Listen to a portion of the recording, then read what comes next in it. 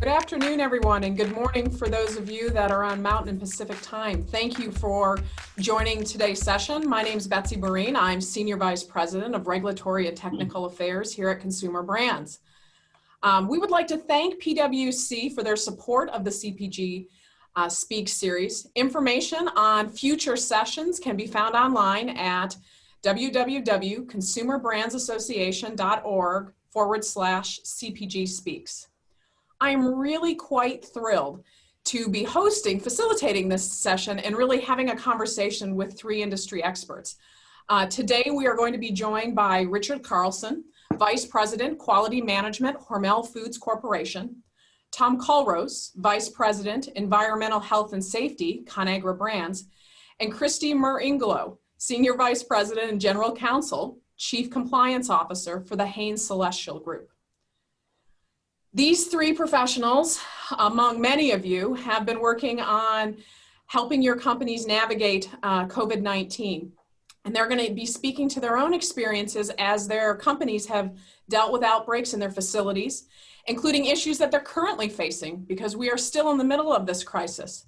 How they've handled communications and working with not only federal agencies, but local and state agencies. And finally, how they're thinking about what is going to happen and how they're planning for the rest of the year. So with that, let's just jump on in. Tom, Richard, Christy, why don't you share a little bit about your background? And right now, what's the most rewarding aspect about your job? Tom, why don't you sort of jump in? Sure. Good afternoon.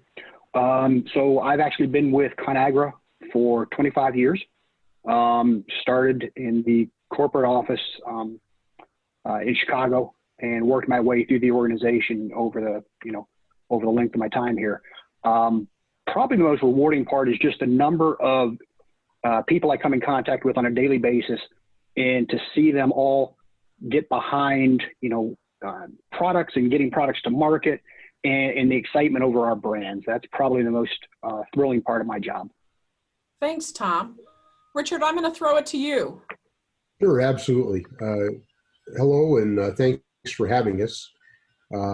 Again, I'm Richard Carlson, Vice President of Quality Management for Hormel Foods. I've been with Hormel Foods for 30 years. Started my career working in our manufacturing facilities.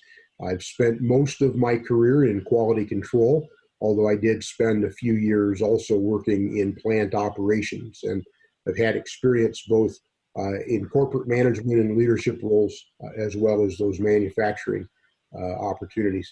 As far as a enjoyable part of my job, currently what I do, it's really about growing talent, just looking at the opportunities that we have to prepare the next generation of leaders for our company and for this industry. Thanks. And by the way, if I was a room raider, I like to say, I like the diversity of books and colors behind you. It's a nice background. So thank you for joining us. Christy, why don't you share a little bit about yourself? Sure. Good afternoon. Good morning.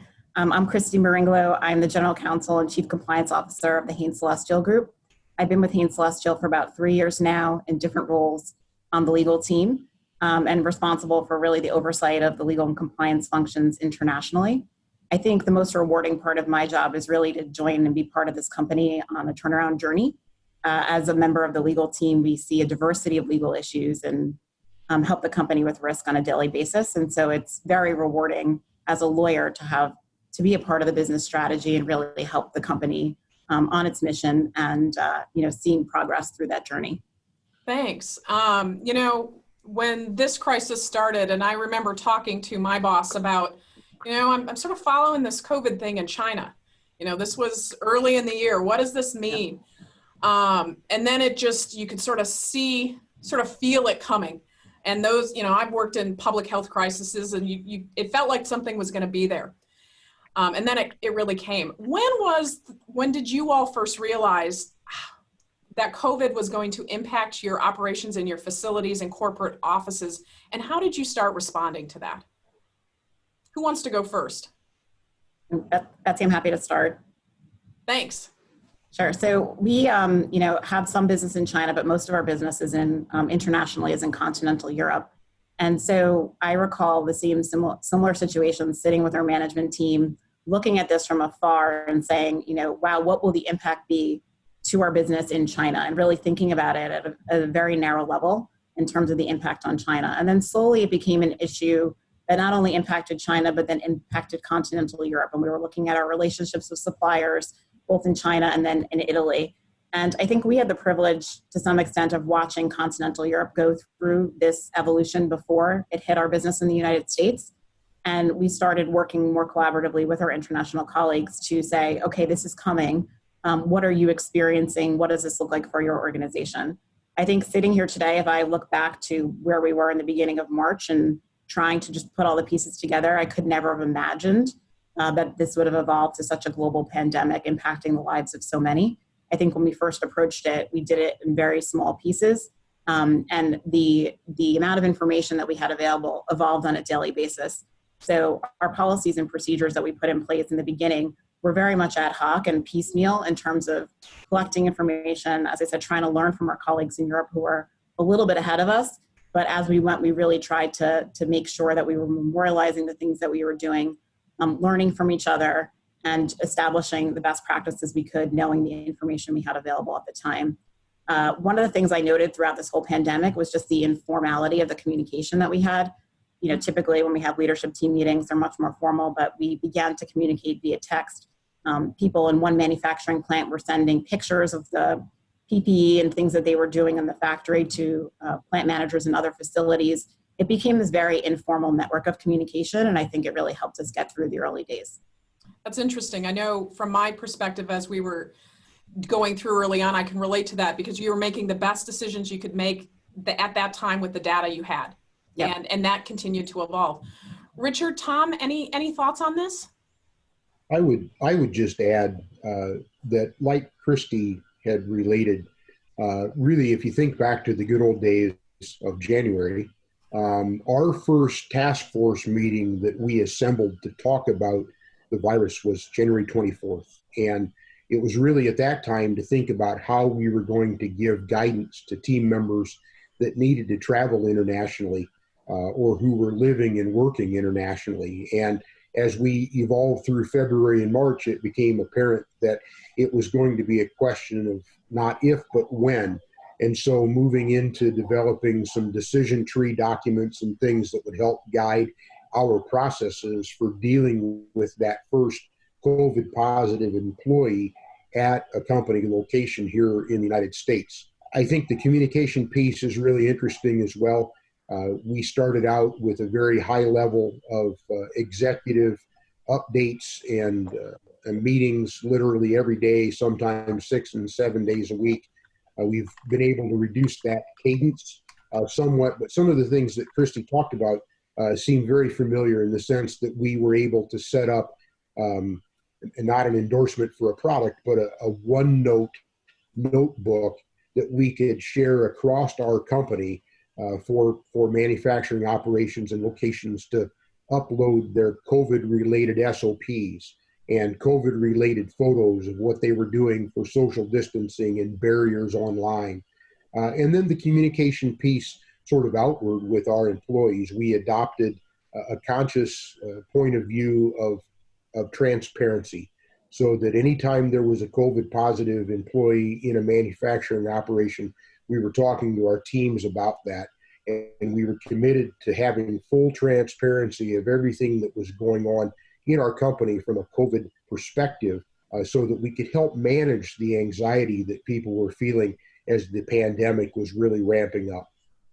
No, that's helpful. Tom, anything you want to add? I would just add that, first of all, very similar to what Richard described, January 24th was our first meeting as well. I was looking back through the emails today to prepare for this, and although on the one hand that seems like it was 5 minutes ago, on the other hand it feels like it was 20 years ago. But we had a very similar experience, I think, to both what Christy and Richard described. It started out as, let's prepare for, but we don't think that, there's going to be an impact. We just don't know the size of it. And as it evolved, it became more clear that there was going to be a significant impact to the U.S. And I think a lot of that was based on our past experiences with H1N1 and avian influenza and all the pandemics that have been here in the past. We were using that to base what's going to be the future. And I think just as February evolved and we got into the 1st of March, it became obvious that this was much larger than any of us had ever anticipated. So mid-February, we're trying to buy thermometers, something as basic as thermometers.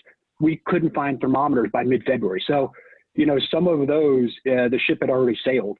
And we eventually found them and were able to procure them, but it just took a while. So it was a very different strategy. And yes, I agree about the communication. We very quickly prioritized employee safety above all other measures, and then the transparency side of things to not only, protect our employees, but then also to be very open with them, which has been kind of what we've levered back to. That's our value as we've gone through this, which has been very helpful because, I think the point Christy described is there have been, things that have evolved and there have been conflicting items that have come out. It's helpful every once in a while to lever back to what your basic value is of protect the employee and transparency in talking with them. And they've, our teams have respected to hear that.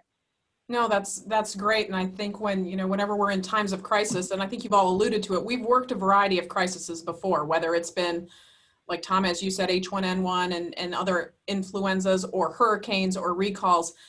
This was very different. And so we were leaning on what we knew in the past and trying to project forward. Now we've sort of settled in, and I don't say new normal because it just doesn't seem normal. I say normalized. I feel like we're getting into our own rhythm. It's not as frantic as February, March, and April, but it's normalizing. As this has normalized, how has your companies had the opportunity as they settle into all of this of how they've handled social distancing or physical distancing? Are there new policies in place? And what are those type of issues that are on top of mind now? And how are you addressing them? Who would like to start? I certainly can. I think one of the issues you've mentioned, recall events. We've talked about employee safety events, which COVID is, but complacency in any of those arenas is always the enemy. And so complacency around mask wearing and social distancing and hand washing are the things that we have to continue to combat now that people are settling into more of a normalized experience in the era of COVID. And so it's been really important that we continue to talk to team members and remind them of the behaviors that we would like them to model both inside the workplace and out of the workplace. And there's no doubt that we have thrown a lot of stuff at people who work in our manufacturing environments. When you think about additional barriers and social distancing on the manufacturing floor, or social distancing and barriers in break rooms, or even to move, as we've done with all of our facilities, to zoning or cohorting, and completely upended the way that people arrive for their day, given an assigned time slot by zone so that they can clear health screens and make it through the break and welfare areas and out onto the plant floor, and allow us to do sanitation and cleaning behind them before the next zone arrives. We've just thrown a tremendous amount of new things at people, and by and large, they've responded extremely well. But battling the complacency and falling back into old habits is going to be part of what is part of this new normalization. Yeah, no, I think of a lot of our food safety education and training. This is all fitting into it. You've got to keep reinforcing those activities. Christy, anything you want to add? Yeah, I think a lot of what we've learned is similar to what Richard has suggested. I think it has become a new normal to some extent, and that people are getting used to the new policies and procedures, the new screening methods that we have in all of our facilities. I think one thing, that we're just anticipating now and worried about is just the confluence of dealing with COVID with the upcoming, flu and cold season. And we're already starting to see some situations where our COVID parameters around, symptom checks and some of the things that we've had in place for COVID are quite extensive, obviously, to try to take a conservative approach. But we see that those are going to become much more challenging with cold and flu season coming. So we're looking to continue to evolve our thinking in terms of what the right policies and procedures are so that we can anticipate what these issues may be in the fall and have new policies or procedures or perhaps refinements to our existing policies and procedures just to deal with the next wave of what this might be. No, that makes sense. Tom, what about from your end? Yeah, I think very similar. The complacency is something we fight. And of course, we stood up, we've already got employees as we work in our manufacturing plants. We wear hard hats and smocks, hair nets. And now as we get into the heat of summer, let's strap a face mask on them. Probably the worst timing of anything we could do like that.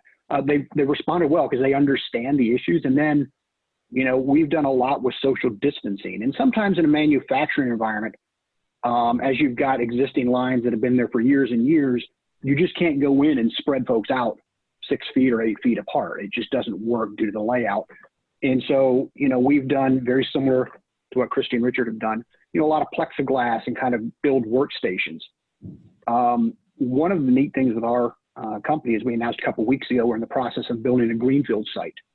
So we're actually, from the ground up, which, in the past couple of months, we've been redesigning a lot of our entries and offices and out on the line for how you incorporate social distancing and what we're going to refer to as kind of the way we go forward with this.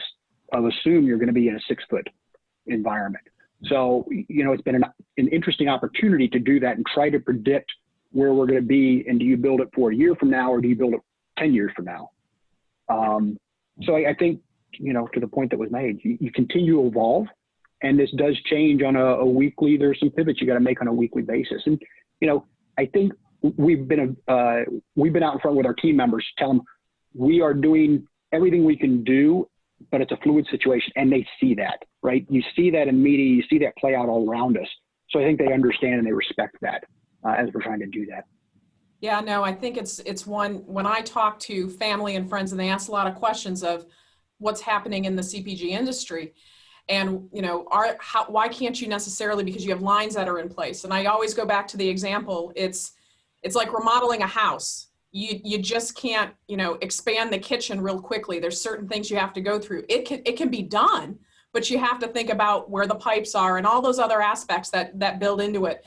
And I appreciate your comment of, are we planning for 1 year, 5 years, 10 years? And I think that's struggles that many of the CPG industry is going to be facing as they try to address this more long term.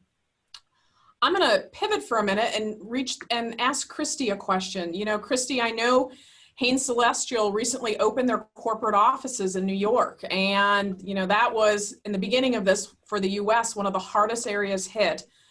How is that being handled now, especially as it relates to policies and procedures? Anything you're willing to share on how it's going? Sure. So our headquarters is located about 20 miles outside of New York City. And as you suggested, it was the epicenter of the pandemic when this first started in March. What we've done is we've had a gradual opening of our offices. We've been allowed to open at a 50% capacity starting in June. We waited until the beginning of August to start bringing employees back. During that period of time, before we opened the offices, we took the learnings from our manufacturing facilities and really adopted them to our corporate space.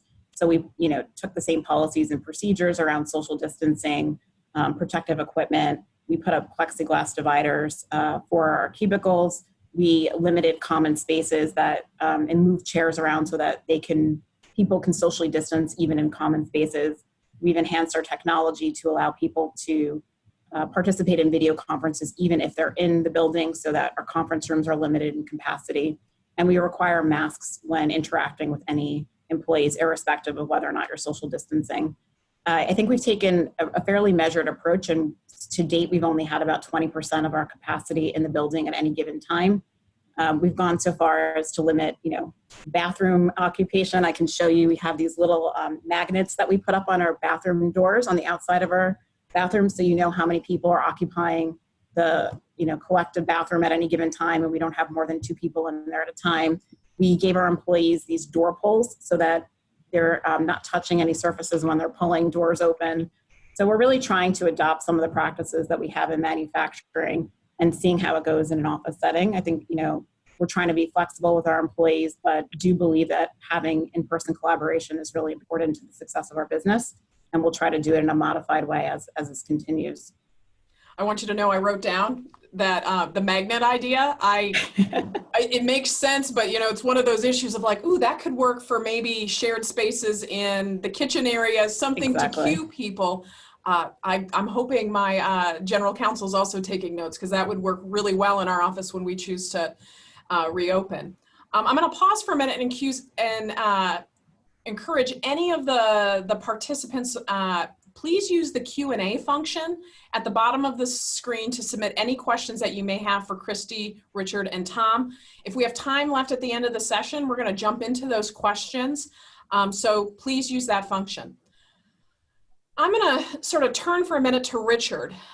You've talked about communication, and you all have highlighted on transparency to employees, but what I've witnessed in this crisis is really communication to others becomes really important. And I want you to, if you'd be willing to share about an initiative that Hormel began called Keep COVID Out. Can you share a little bit about that, how it came about, and how it's being used in your facilities and perhaps externally?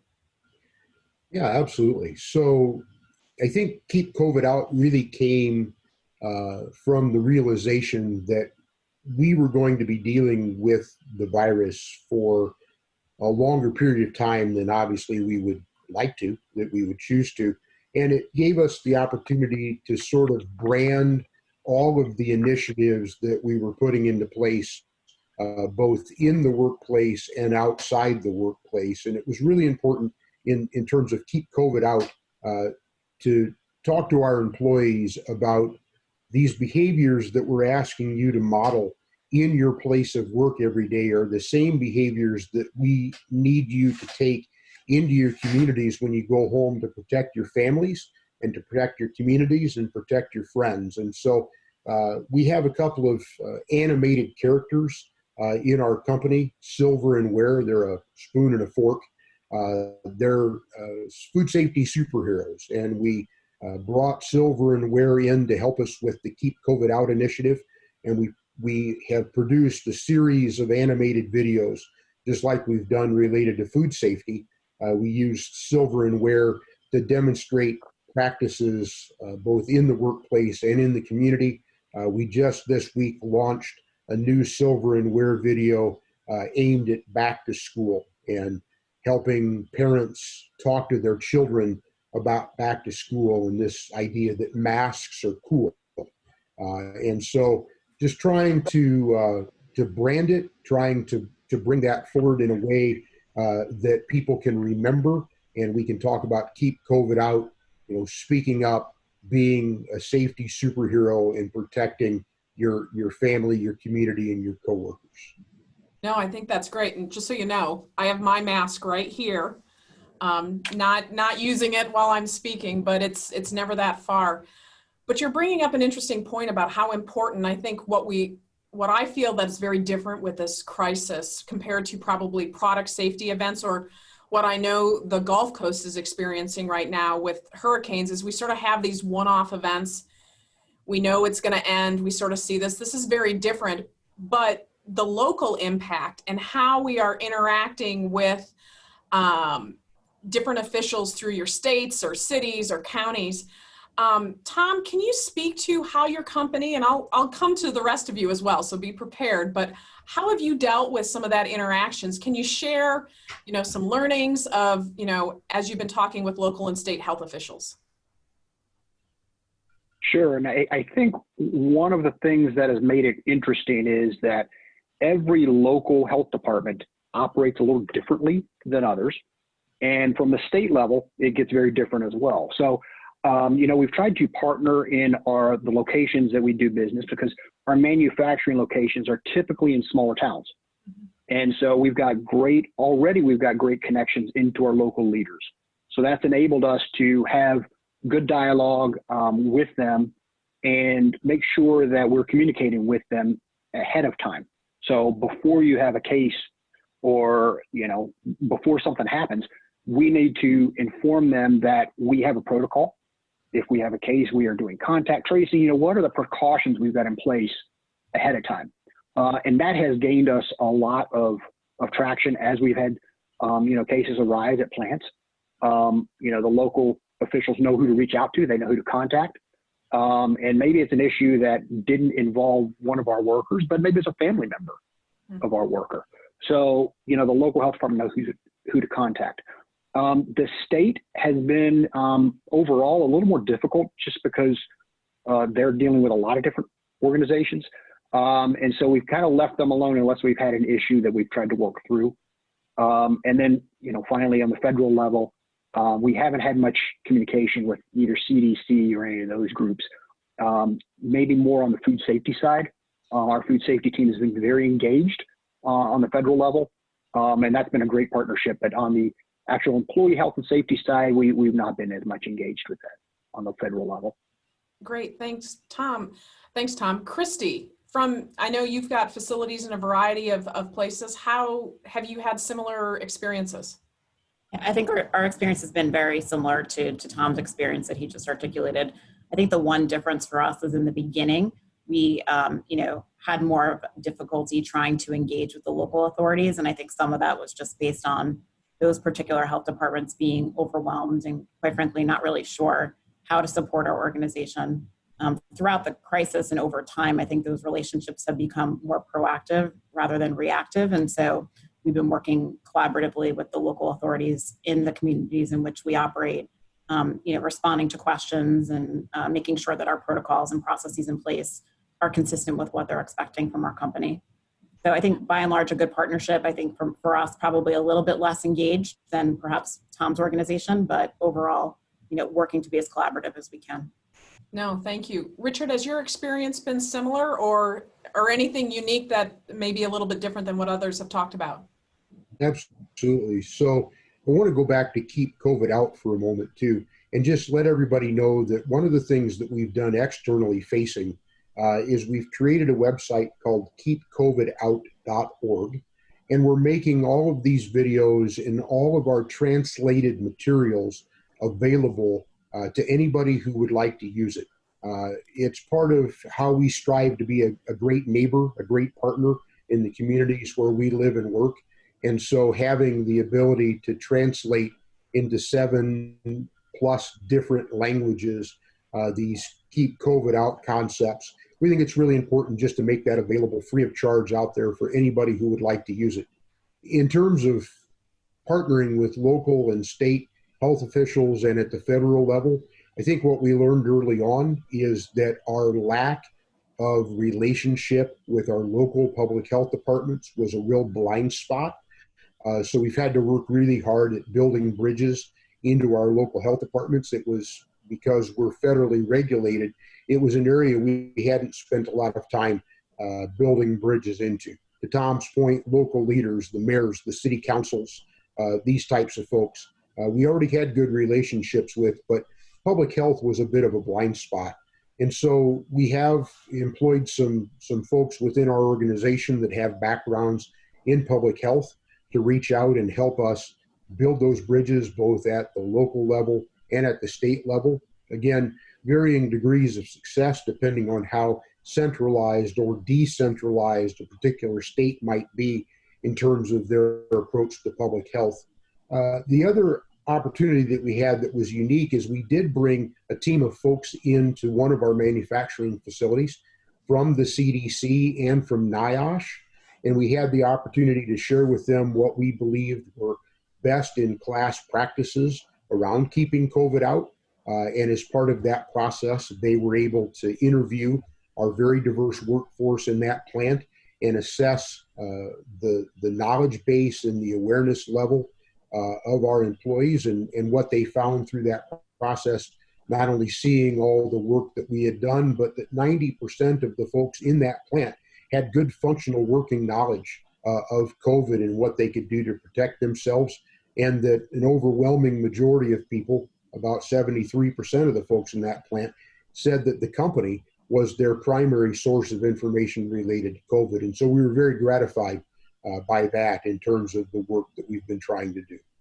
That's quite a story to realize that between your keep the COVID out and that aspect, the impact that you're having at a lot of the regional areas where, rural areas where many of your facilities are at, where perhaps there are challenges getting that information. It's fascinating. Tom, I'm going to turn to you, and can you speak to how Conagra attempted to navigate the issues by COVID with OSHA? Sure. So OSHA's been interesting throughout this whole pandemic. At the beginning, they were very much at arm's length, and they've kind of been pulled into it by a variety of forces.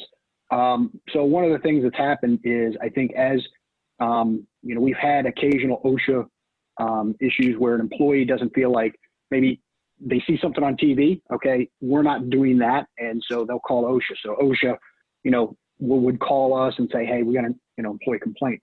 So we've been very methodical about documenting everything that we've done along the way, including our protocol for how we handle all the COVID issues. And right on that document, we log all the changes that have occurred over time so that we can, show not only our current practice, but as how we've evolved as the standards have changed. CDC has changed, and you have to look no further than the concept of face masks, right? Face masks were bad, then they're good, then they're bad, then we're still back and forth.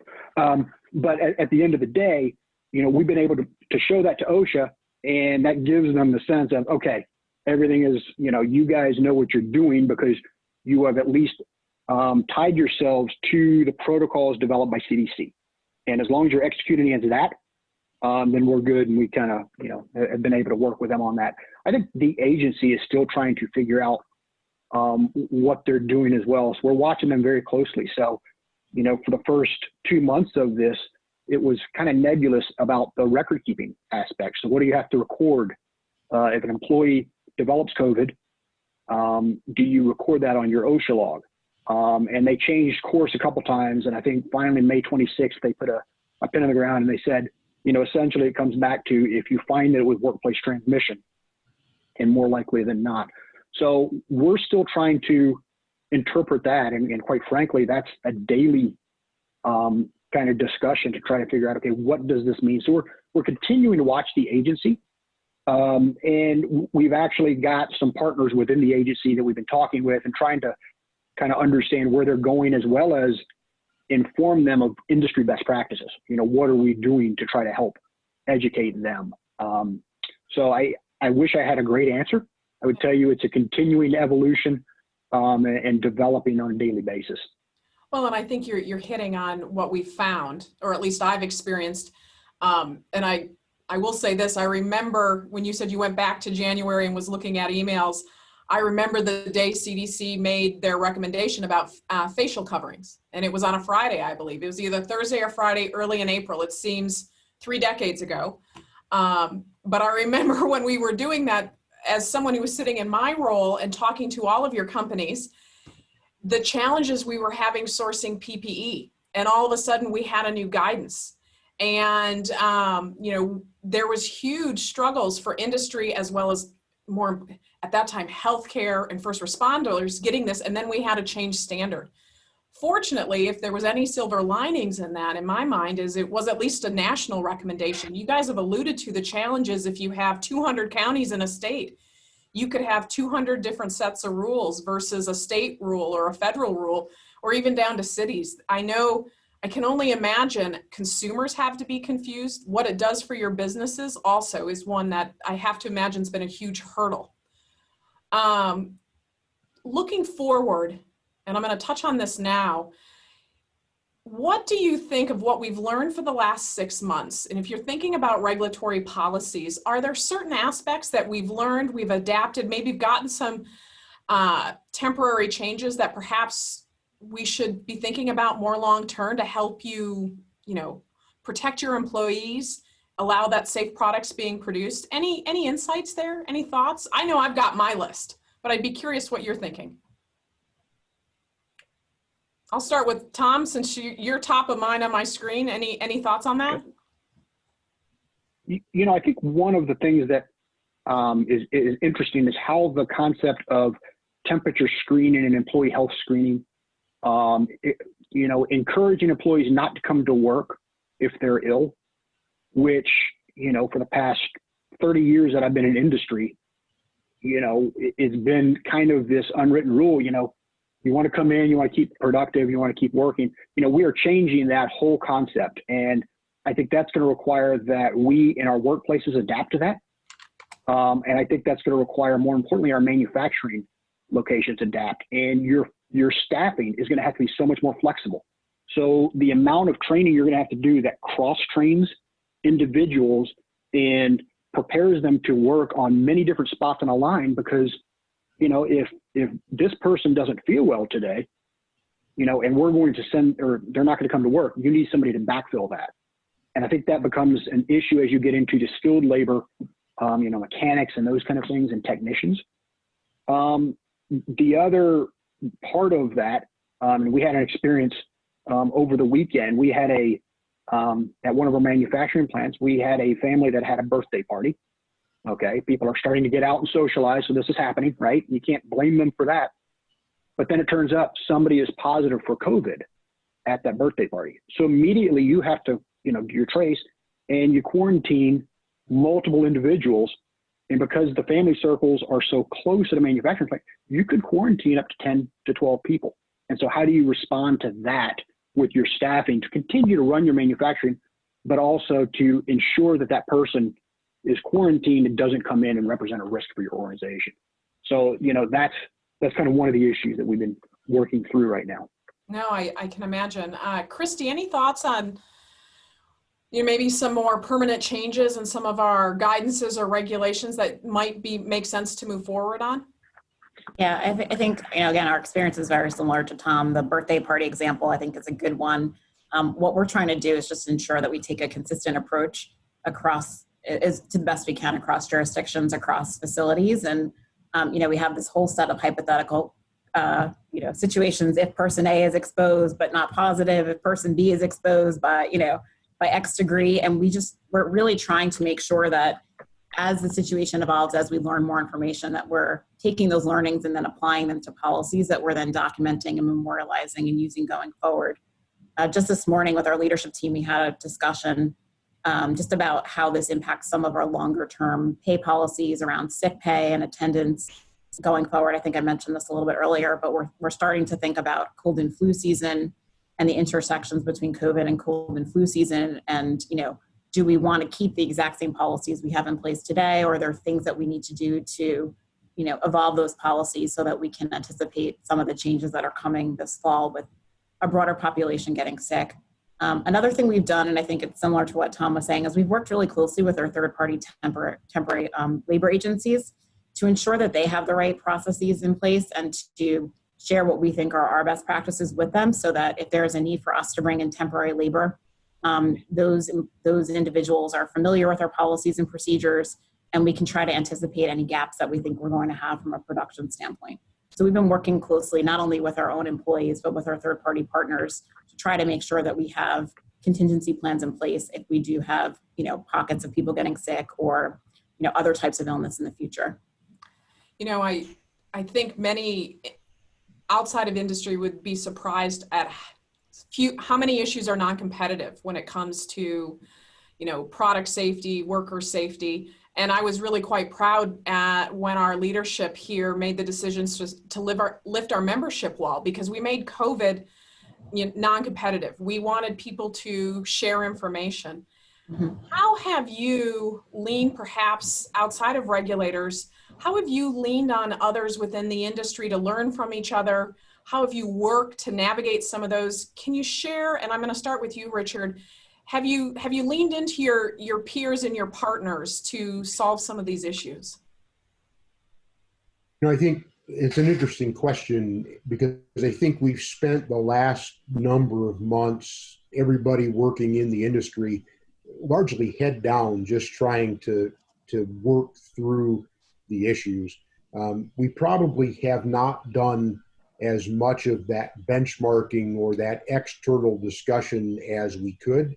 I think as an industry, we're all arriving in a similar place now in terms of whether it's health checks and mask wearing and distancing and barriers.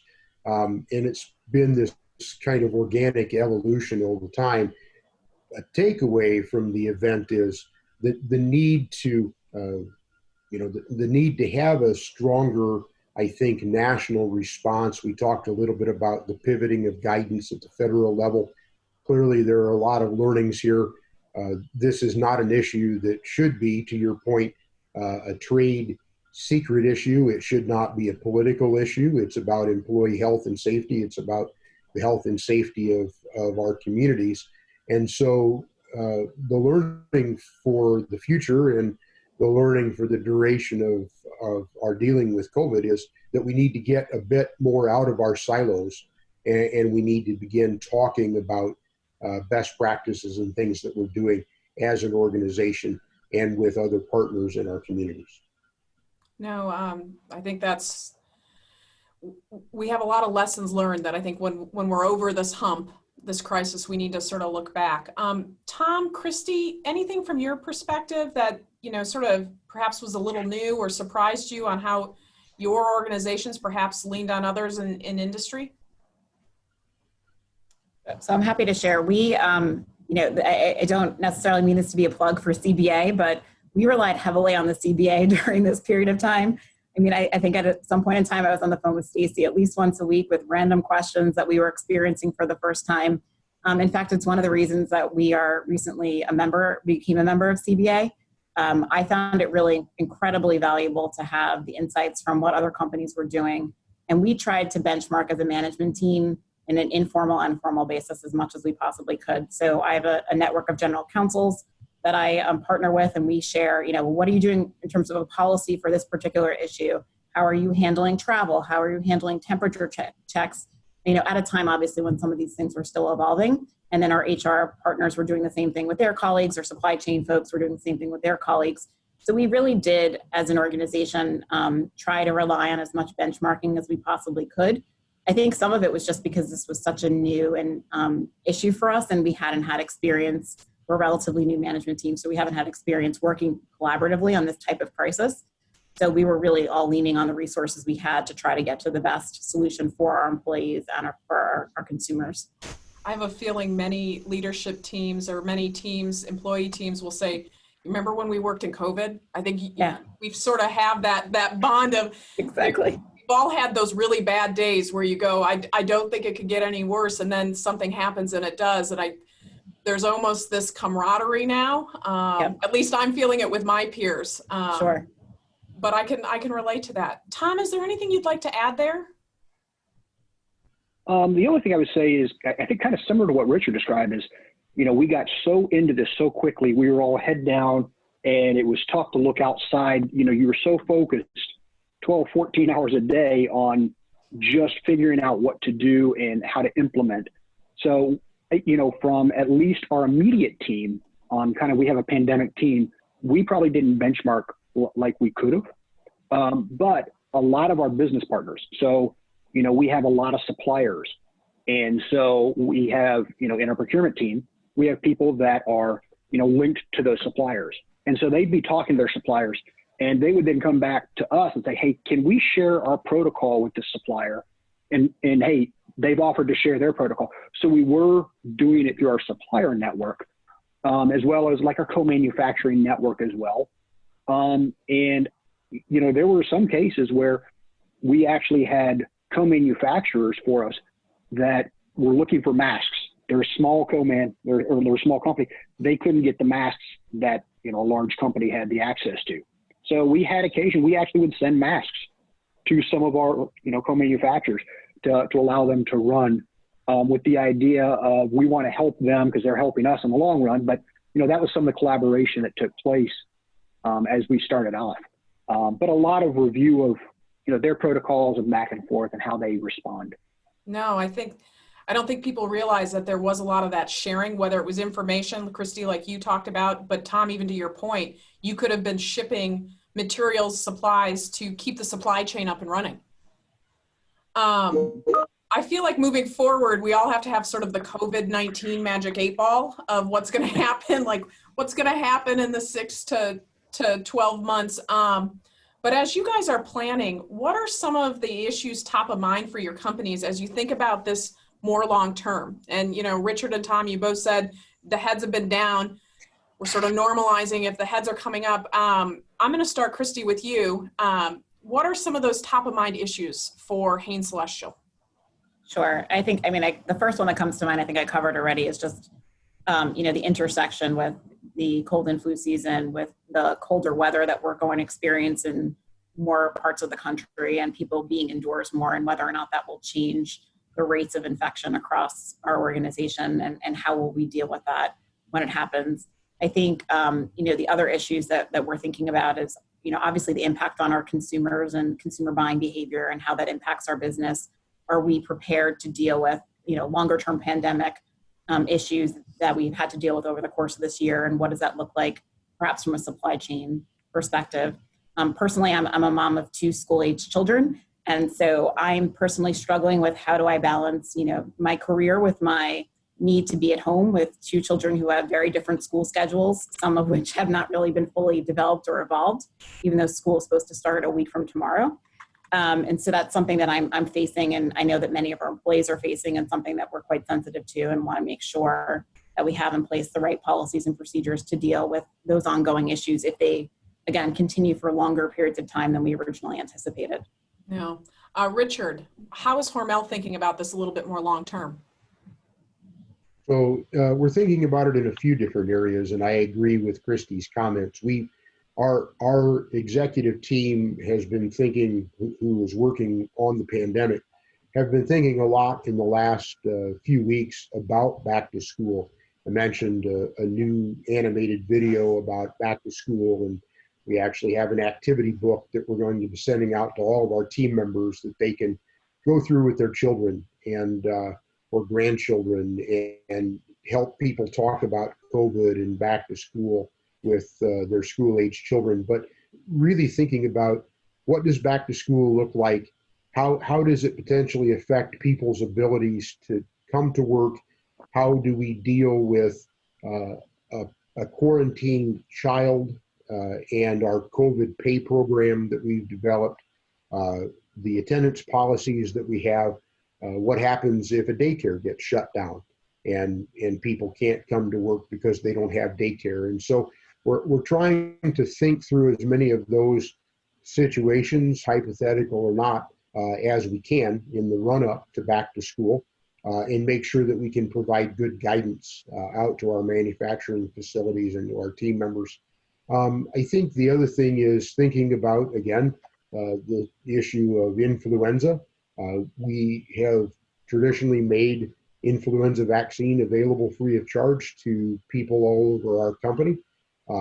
But just like the national average of people getting the influenza vaccine is really only about a third of the population, how do we drive better acceptance of the influenza vaccine, particularly this year? Not that the influenza vaccine is going to prevent COVID, but if we can keep somebody from getting influenza, maybe we can help them avoid the double whammy of 2 upper respiratory viruses that could be very detrimental. No. We're also thinking a lot about how we get back to, as we talked about, normalization. There are still business processes that have to happen. There are still things that have to function for the business to move forward, and our facilities are not open to visitors. And unlike Christy, we're not back in the corporate office. So how do we move forward, and how do we, conduct third-party audits or conduct audits on our co-manufacturers and suppliers in a virtual environment? And second, how do we allow our customers into our facilities for audits in a virtual environment, and making documentation available for review in a safe, access controlled way? And so those are all things that we have been working in the last few months to position ourselves towards, in terms of completing those virtual audits and making that information available digitally. No, thank you. I think the use of technology, we're really expanding that in many other aspects of of the business. Tom, what's on top of mind for Conagra? I think, in our space, it's all about innovation and how do we innovate and drive new products. Well, that requires a lot of, engineering support, a lot of changing of facilities. And so how do you, to Richard's point, how do you open up to visitors, more importantly, contractors, and how do you do engineering projects? How do you, if you have to add on a line, how can you do that in a safe manner if you're not traveling? So, for us, we're looking at how do you safely open up travel again? What does travel look like, kind of as it evolves over the next 6 months? Is it commercial airline? How do you handle hotels? So, the travel aspect is one for us. And, as I mentioned, we're in the process of designing a new facility, which is really cool. So we get to evaluate, okay, how do you lay out the main hallway that employees walk down? So in the past, it's just been a 12-foot wide hallway, but now, you can actually put up, partitions to keep, people coming in versus people going out of the facility from interacting. How do you design your time clocks and your timekeeping mechanisms to eliminate, people congregating in those areas? How do you design locker rooms? So all those things are kind of moving into design criteria. And quite frankly, we're trying to figure it out as we go. We don't have all the answers yet, but it's interesting to design a new facility in a COVID type environment or whatever the next COVID 21, 22 is. Yeah, well, we're getting close to finishing up, and I've got time for one question. And I would say keep it quick.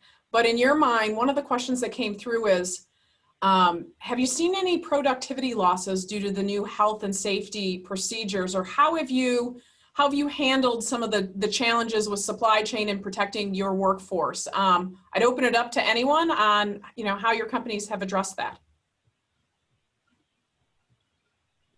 I can start real quick and just be very brief. We have increased the number of meetings that we have. So every morning we have a supply chain meeting. Where are our risks? What are our mitigating factors? Our senior leadership then meets right after that and gets information in from all the different functions. And then at the end of the day, we have a call with all of our sites just to make sure, what COVID issues are out there, what questions, what issues came up, and how do we share best practices. So we're trying to be much more communicative about these. Has that slowed down or has it decreased productivity? We spend a lot more time in meetings and there's things not getting done, but I think at the end of the day, we found some of these meetings are actually building better productivity outside of COVID, if that makes sense. It does. Richard, Christy, any thoughts from how your company has dealt with some of the challenges? I think my comments would be we are at this interesting intersection, this sort of confluence of seeing tremendous increased demand in product categories at a time when you're also trying to operate a manufacturing environment during COVID. And so it's hard to separate out exactly how those two things interplay and what drives which one more significantly. But I would say that, as some of my earlier comments, we've drastically altered the way that people arrive at work every day and their at-work behaviors. And our experience has been that when you challenge people by changing up the work environment, there certainly are some short-term implications to productivity, but we're really proud of our team and the way they've adapted to all these things. And we see all those metrics starting to return to where they were in a pre-COVID environment. And so, again, just really proud of the work that our plant production professionals have done. Great, thanks. Christy, any last thoughts on that? Yeah, I mean, I think our experience is similar. It's been an evolution, certainly, and our team has gotten much more efficient in terms of how we communicate, when we communicate, and we've talked about this being the new normal. So I think as we think about going forward, once these practices and behaviors just become more ingrained in our population or of employees for as long as it needs to be the case, I think we'll just become more and more productive and more efficient in terms of how people use their time. No, I think we're all experiencing that in various ways.